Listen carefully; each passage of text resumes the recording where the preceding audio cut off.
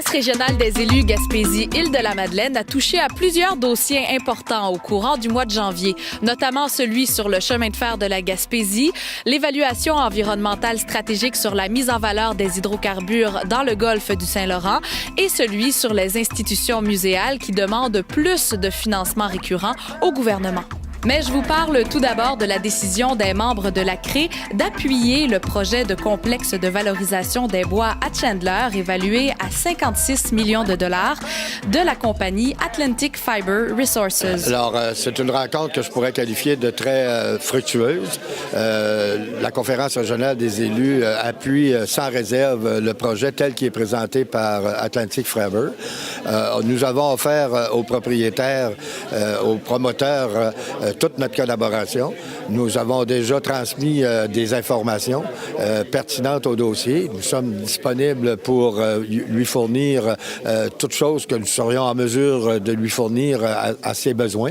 Et d'une part, et d'autre part, nous allons travailler très fort auprès des autorités gouvernementales pour que ce projet-là se réalise le plus rapidement possible. La conférence demande donc au ministère des Ressources naturelles et de la Faune de réserver 144 000 mètres cubes de feuillus durs et 83 000 mètres cubes de bois de résineux en provenance du CAF de la Martre pour un projet à Chandler. Le 17 janvier dernier, de nombreux maires, préfets, représentants d'entreprises et citoyens se sont déplacés dans une gare pleine à craquer à New Carlisle. Le but de cette mobilisation était de témoigner de l'importance de sauvegarder le chemin de fer en Gaspésie, dont le besoin de financement est criant. Cette infrastructure a été jugée indispensable à la croissance économique et au développement social par le transport des marchandises et des personnes. La Société du chemin de fer de la Gaspésie a besoin de 19 millions de dollars pendant 5 ans. La CRE émet également ses recommandations à la suite du dépôt du rapport préliminaire dans le cadre de l'évaluation environnementale stratégique sur la mise en valeur des hydrocarbures dans le golfe du Saint-Laurent. Un mémoire a d'ailleurs été déposé auprès du ministère des Ressources naturelles et de la Faune le 16 janvier dernier. Donc, on donne des pistes pour que le rapport s'améliore, notamment en termes d'une meilleure implication des communautés, une meilleure prise en compte des savoirs locaux, afin que finalement on réussisse vraiment à atteindre l'objectif d'une décision éclairée et aussi d'un mémoire d'un rapport final qui veut une gestion responsable et durable du golfe du Saint-Laurent. Ce qu'on demande vraiment à terme, c'est que les provinces qui entourent le golfe puissent collaborer ensemble et qu'il n'y ait pas des législations différentes pour que vraiment la gestion des ressources naturelles soit coordonnée.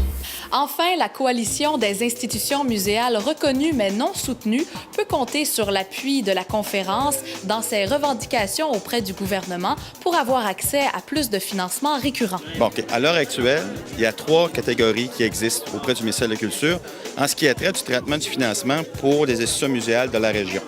La première catégorie, ce sont les reconnus et soutenus. Un exemple, nous, le Musée de la Gaspésie, on reçoit un financement de base récurrent, année après année, suite à des dépôts de rapports.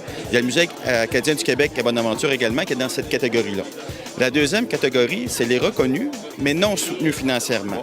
Il y a le site Marie-Traverse en Newport, il y a l'Exploramar à Saint-Anne-des-Monts et le Centre d'interprétation du phoque aux Îles-de-la-Madeleine.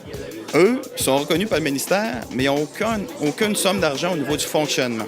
Cette catégorie-là, depuis 2001, sont sous l'effet d'un moratoire. Ils ne peuvent pas passer, finalement, de cette catégorie, de cette deuxième-là à la première. Autrement dit, avoir accès à un financement de base récurrent. Alors voilà, c'est ce qui fait le tour des dossiers importants de la conférence régionale des élus Gaspésie-Île-de-la-Madeleine, dont les membres se réunissaient en conseil d'administration ici à Chandler en ce 20 janvier 2012.